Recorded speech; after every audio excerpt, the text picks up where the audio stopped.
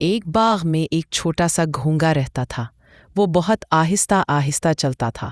دوسرے جانور اکثر اس کا مذاق اڑاتے اور کہتے، تم تو کبھی منزل تک نہیں پہنچ سکتے۔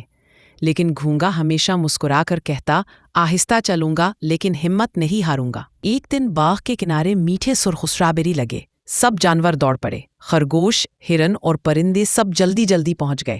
گھونگا بھی روانہ ہوا لیکن اپنی ہی رفتار سے۔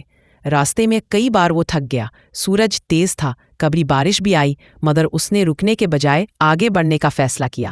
جب وہ باغ میں پہنچا تو حیرانی ہوئی۔ زیادہ تر جانور جلدی میں آ کر اپنے حصے کی اسٹرابیری کھا کر جا چکے تھے، لیکن اب بھی وہاں کئی پکے اور رسیلے اسٹرابیری باقی تھے۔ گھونگا خوشی سے بولا، دیکھا، جو ہمت کرتا ہے وہ منزل تک ضرور پہنچتا ہے، چاہے آہستہ ہی کیوں نہ ہو۔ سبق یہ کہانی ہمیں سکھاتی ہے کہ ہمت اور صبر سے ہی کامیابی ملتی ہے، چاہے رفتار کتنی بھی سست ہو۔